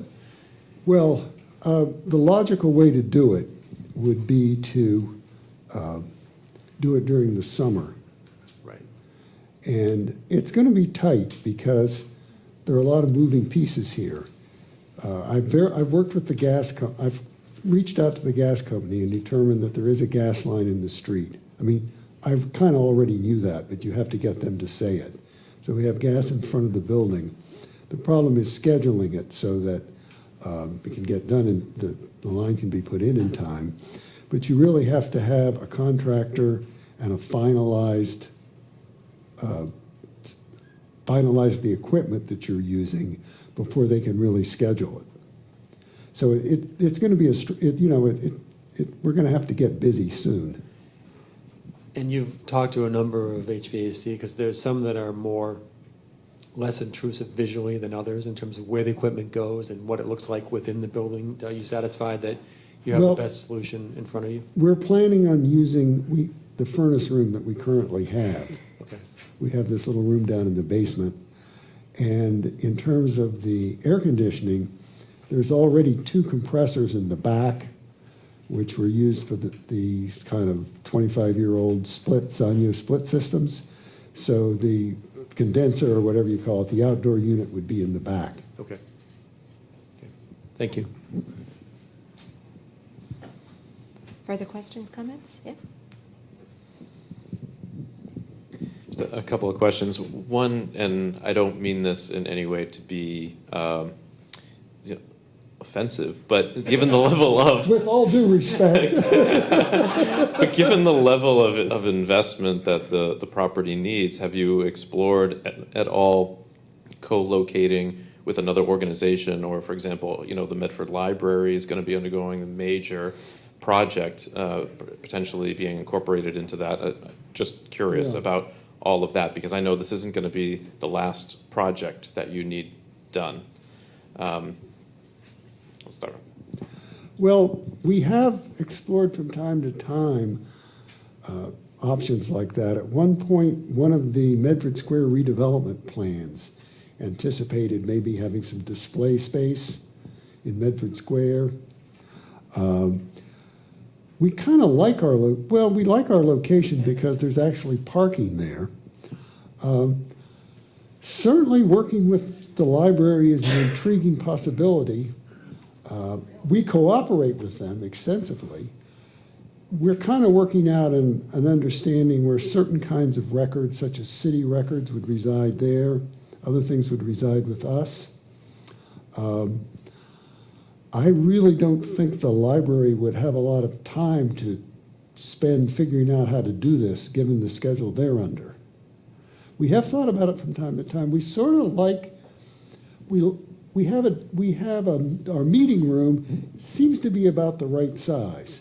It accommodates up to 40, 45 people, and that's our typical sort of audience. There would be advantages, but I haven't found a really plausible way of doing that. My second question is whether you have any base of deep-pocketed individual donors who could match if matching funds were provided. What do you mean by deep-pocketed? I mean, when if you got half of the money for this, do you have people who could contribute the other half? We do double handstands when we get $500. Let me put it that way. We did have one Bluebird donation of $20,000 a couple of years ago, which is what's really funding all the other improvements we're doing, such as the stucco repair. Now that the stucco's been repaired, we have to repaint the building, some improving the drainage around the building, things of that nature. Thank you. Any further questions, comments? Can I just Yes. make a comment? Yes. Remember, we're building an average new library. So, and we have literally, I was working with Barbara today. There's not going to be any space for 20 to 30,000 additional items, reading and research spaces, et cetera. We are not building a library that is beyond average. If you heard that great speech by that gentleman the other night, so. Can you state your name, please? Oh, I'm sorry, Heather Champney Anderson. And just for Doug, I want him to know, we're also going to go to a more appropriate stucco color, which will make you happy. I'm very sad. I'll be consulting with you on the color. So my one question relates actually to your next presentation. So it says that in the next presentation for the preserve and protect the historical textile pieces, that they will not be available for public access and display after the cleaning. And I'm thinking if we're spending money to cleaning, we can't see them after that. So is that not what it said in the application? I'll have to reread it, but. Should we let them come up? Okay, I was thinking maybe the updated HVAC upgrade would fix that issue. You can't display all of them because there are 400 items. Hold your fire. Okay. I'll hold my question until you present the next. Thank you. Would you like to come and present? Thank you.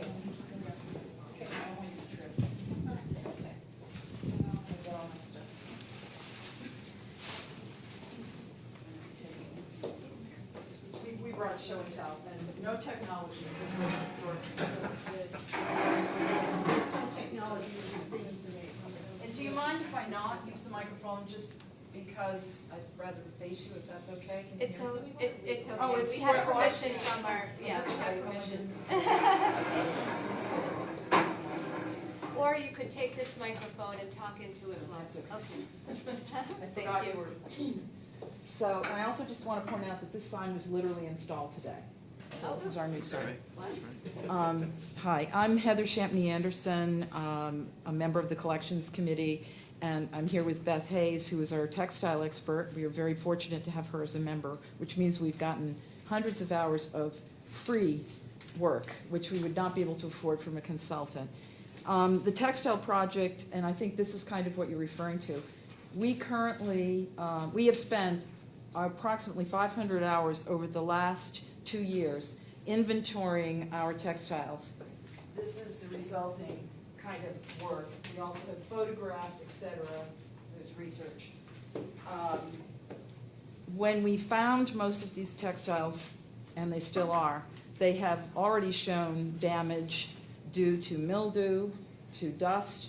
There was a smoky oil fire a number of years ago, which some of the textiles, as we went through and inventoried them, we had to actually dispose of because they were in such bad shape and would never be able to be taken care of. What we're asking in this grant is we have looked at over 400 items. Not all of them are textiles, because we did include accessories, for example, that would not necessarily be made of material. But we went through and very specifically picked out 35 items, some, and we have 2 of them here for you tonight, one which is 200 years old, one which is 100 years old, which we feel will benefit and have already discussed with a specialized dry cleaner in the community. Some of our textiles will require very specialized handling and cleaning at places like the Smithsonian, et cetera. We have not included the cost for such within this grant.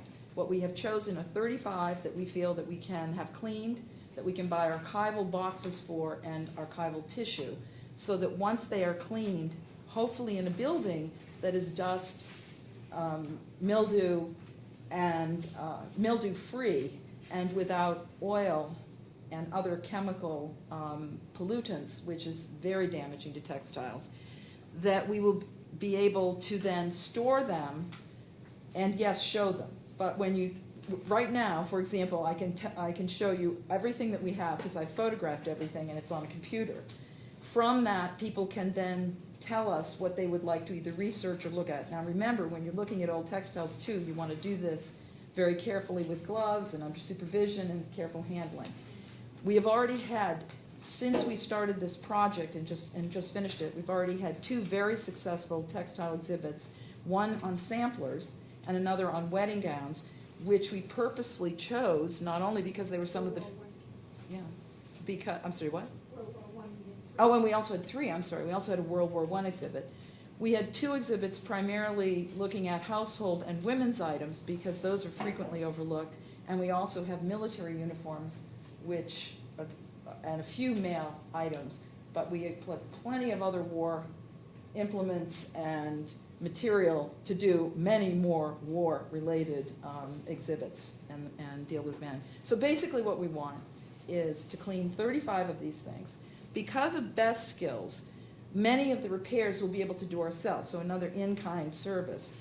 Also, many of the items that we have that we can do ourselves with hand washing, with very specific materials that we can buy, we can do through volunteers, with volunteers, et cetera, under Beth's supervision, which would be another in-kind aspect of what our continued volunteer time will hopefully offset costs.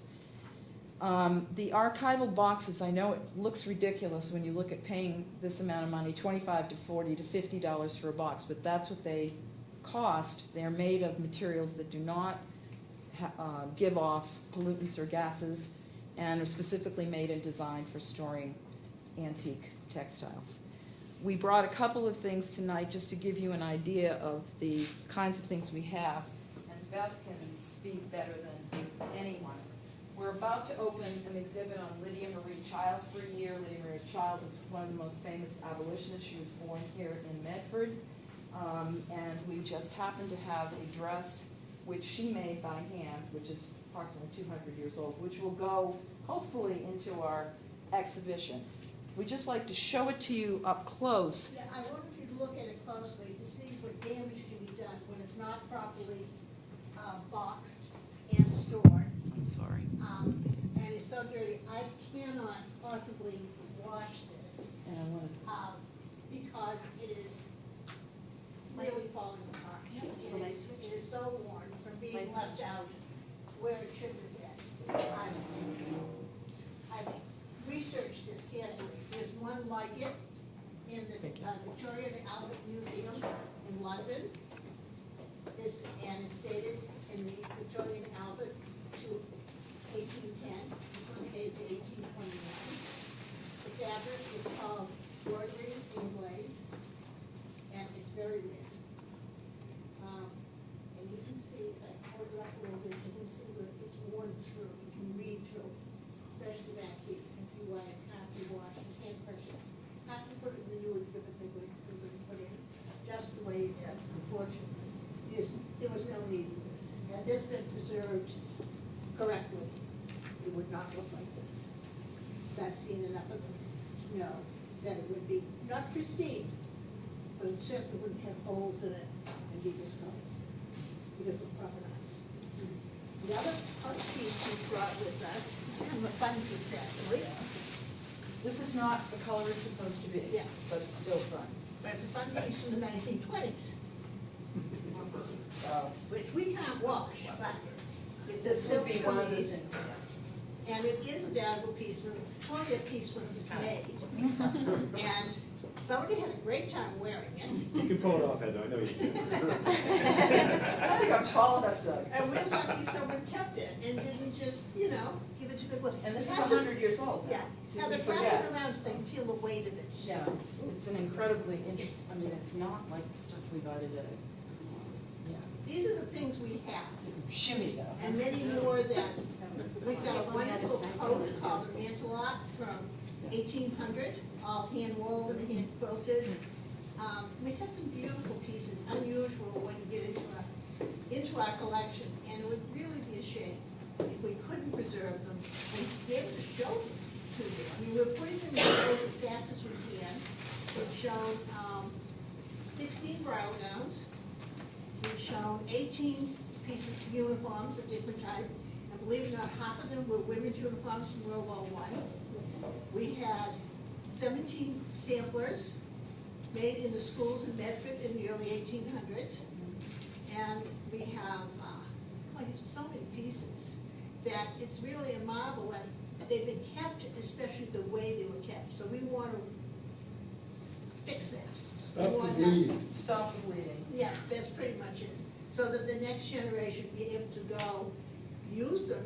We're now fixing our cases so that we can put these in and everybody can come and see them. So really, that's help. And basically, unless the stucco is fixed, which has just been finished, unless the French drains go in to change the water flow, thanks to the house that was built next door, which has now changed the flow. You're smiling, Doug, so I know that you understand that. And thanks to, for example, we've done things like eliminated and opened up space and clean spaces and plastered walls and tried to create as much, I mean, I laughed when, I didn't mean to, but when you were talking about, would someone share with us the amount of space that's required. If you start putting, for example, 35 of these in their individual archival boxes, all of a sudden our stacking storage space needs to double. So. That's actually a question that I was about to ask you. okay, Yes. go ahead. Go ahead, Is I've heard stories about the storage conditions of the materials that you have in the Historical Society. And were you to begin to take care of them and to store them in the way that they should be stored, do you have the space to accommodate that? And have you addressed a need for more storage space? You are looking at two members of what we call the Tuesday team. which is a very aggressive group of 5 people who go in every Tuesday, and our goal has been, for the last year and a half, to increase and improve all space. We have done so significantly, including our collection area. So yes,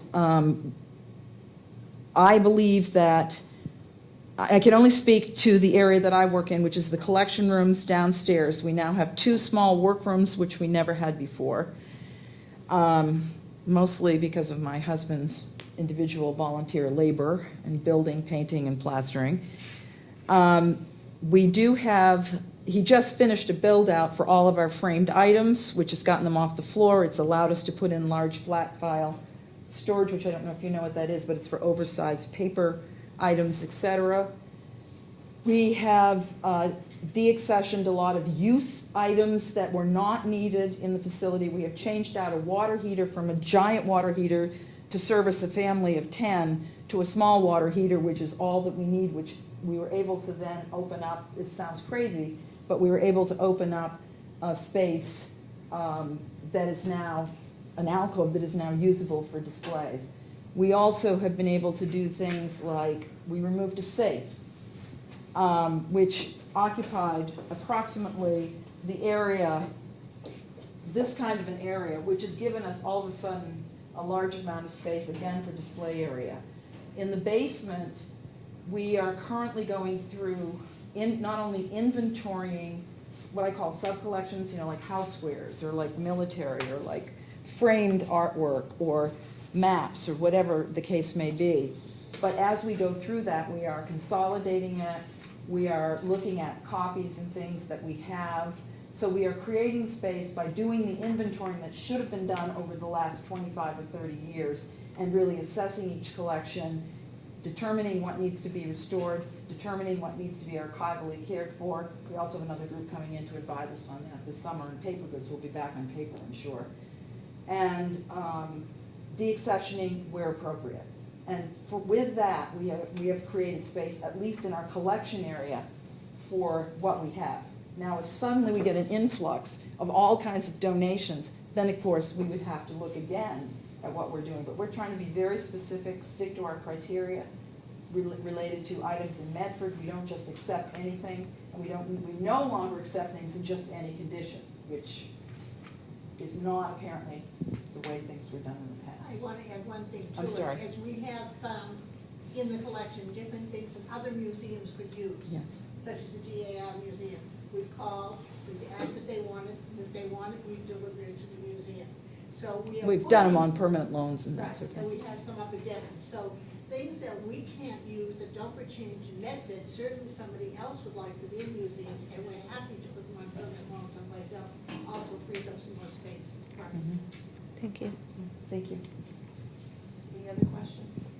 Other questions from the board? It's kind of difficult coming after you're hearing about people who are $16,000 and under and trying to struggle to heat their homes. We're bringing in.